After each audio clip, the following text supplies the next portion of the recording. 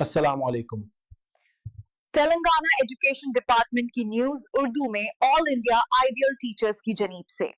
جی بالکل، کچھ سرکاری اعلانات ہیں، کچھ اساتذہ تنظیموں کی طرف سے باتیں آئی ہیں۔ ہاں، تو کوشش یہی ہے کہ ان سب کو ملا کر دیکھیں کہ اصل میں ہو کیا رہا ہے، پالیسی سطح پر کیا ہے اور زمین پر کیا اثرات ہو سکتے ہیں۔ جی، تو شروع کرتے ہیں۔ بالکل۔ سب سے پہلے اساتذہ کی ترقیوں کا معاملہ ہے۔ 2025 کی کاؤنسلنگ کے حوالے سے کچھ ہدایات جاری ہوئی ہیں۔ جی ہاں، جو متعلقہ افسران ہیں یعنی ریجنل جوائنٹ ڈائریکٹرز اور ضلعی تعلیمی افسران، ان کو کہا گیا ہے کیا کرنے کو کہا گیا ہے؟ انہیں سرکاری اور لوکل باڈی اسکولوں میں سینیورٹی لسٹیں تیار کرنے کو کہا گیا ہے، اسکول اسسٹنٹس کی، ہیڈ ماسٹرز گریڈ 2 کی اور ایس جی ٹیز یعنی سیکنڈری گریڈ ٹیچرز کی۔ اچھا۔ اور ایک اہم بات یہ ہے کہ ان لسٹوں میں وہ اساتذہ بھی شامل ہوں گے جنہوں نے پچھلے سال یعنی 2023 یا 2024 میں اپنی پروموشن نہیں لی تھی۔ یہ تو اہم ہے، یعنی انہیں ایک اور موقع ملے گا۔ جی بالکل، اور ایس جی ٹی سے ترقی کے لیے جو لسٹ بنے گی وہ 1.3 کے تناسب سے ہوگی۔ 1.3 یعنی ایک آسامی کے لیے 3 امیدوار؟ جی، تاکہ انتخاب کا دائرہ تھوڑا وسیع ہو۔ اور ہاں، ریزرویشن کے قوانین خاص طور پر ایس سی ایس ٹی اساتذہ کے لیے ان پر سختی سے عمل کیا جائے گا۔ اور خواتین کے لیے بھی کچھ ہے؟ جی، خواتین کے لیے افقی ریزرویشن یعنی ہارزونٹل ریزرویشن کو یقینی بنایا جائے گا، ایس سی ایس ٹی اور پی ایچ سی ہر کیٹیگری میں۔ ٹھیک۔ یہ بھی سنا ہے کہ جون 2024 کے بعد جو اسکول اسسٹنٹ کی آسامیاں خالی ہوئی ہیں ان کا ایک خاص تناسب رکھا گیا ہے بھرتی کے لیے۔ جی ہاں، 70% آسامیاں ترقیوں سے پور ہوں گی اور 30% براہ راست بھرتی یعنی ڈائریکٹ ریکروٹمنٹ سے۔ اچھا، یہ توازن رکھنے کی کوشش ہے۔ بالکل، لیکن ہیڈ ماسٹر گریڈ 2 کی جو آسامیاں ہیں وہ 100% ترقیوں سے ہی پور کی جائیں گی۔ اور اسپیشل ایجوکیشن ٹیچرز؟ ان کے لیے سی آر آر یعنی سینٹرل ریہیبلیٹیشن رجسٹر کی سرٹیفیکیشن لازمی ہے، اور یہ ساری پوزیشنز 1 اگست 2025 کی تاریخ کے حساب سے طے ہوں گی۔ چلیں، یہ تو ہوئی ترقیوں کی بات۔ اب اسکولوں کو چلانے کے لیے فنڈز بھی تو چاہیے، اس حوالے سے کیا خبر ہے؟ جی، فنڈز کے اجرا کی بھی ایک اہم خبر ہے، state project director Samagra Shiksha کی طرف سے۔ اچھا۔ انہوں نے پی ایم شری اسکیم یعنی prime minister schools for rising India, اس کے فیز 2 کے تحت مختلف اضلاع کے لیے کافی بڑی رقم منظور کی ہے۔ کتنی رقم ہے یہ؟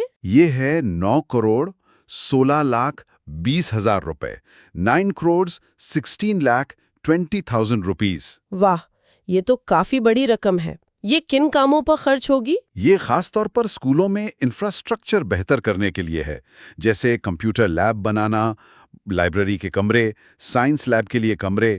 اضلاع میں عادل آباد، بدرادری کوٹھا گوڑیم، حیدرآباد، ہنوم کنڈا، یہ سب شامل ہیں۔ یہ تو بہت اچھی بات ہے۔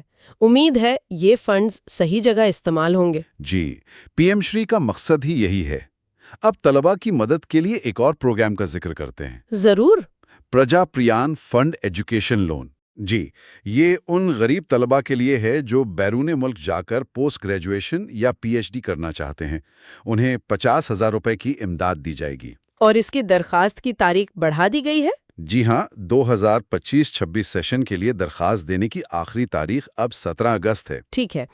اعلیٰ تعلیم کی بات ہو رہی ہے تو مانو یعنی مولانا آزاد نیشنل اردو یونیورسٹی کے داخلوں کا بھی اعلان ہوا ہے؟ جی بالکل، مانو نے فاصلاتی تعلیم یعنی او ڈی ایل موڈ کے تحت کئی کورسز کے لیے داخلے کھولے ہیں۔ ایم اے ہے، ڈپلومہ کورسز ہیں، B A, B com, B S C, یہ سب۔ سیشن کب سے شروع ہو رہا ہے؟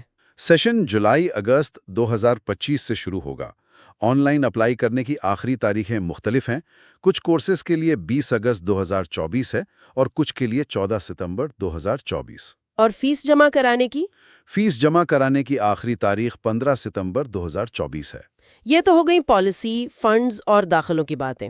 اب کچھ زمینی سطح کی خبریں دیکھتے ہیں، جیسے آل انڈیا آئیڈیل ٹیچرز ایسوسی ایشن AITIA کی کورتلا یونٹ کی سرگرمی۔ جی، انہوں نے 27 جولائی کو مقامی کانگریس پارٹی کے انچارج سے ملاقات کی ہے۔ کس سلسلے میں؟ ان کا مطالبہ ہے کہ کورتلا کے علاقوں میں اردو میڈیم پرائمری اسکول قائم کیے جائیں۔ उनका कहना है कि इससे उर्दू बोलने वाले बच्चों का ड्रॉप आउट रेट कम होगा। ये तो तालीम तक रसाई का एक बुनियादी मसला है, अहम मुतालबा है। बिल्कुल। दूसरी तरफ TMIRIS यानी तेलंगाना अक़लियती रिहायशी तालीमी इदारों की सोसाइटी ने अपने तमाम 205 स्कूलों में असेंबली का एक नया तरीकाकार शुरू किया है। अच्छा, क्या खास है इसमें? इसमें रूहानी और अखलाकी तालीम पर ज्यादा जोर दिया गया है। ये 26 जुलाई से नाफिज हो गया है। यानी किरदार साजी पर भी तवज्जो दी जा रही है। जी। इसी दौरान TS ओपन स्कूल सोसाइटी के जो इंटर के इम्तिहानात हैं 2025-26 के लिए, उनकी फीस जमा कराने की तारीख बढ़ा दी गई है। कब तक?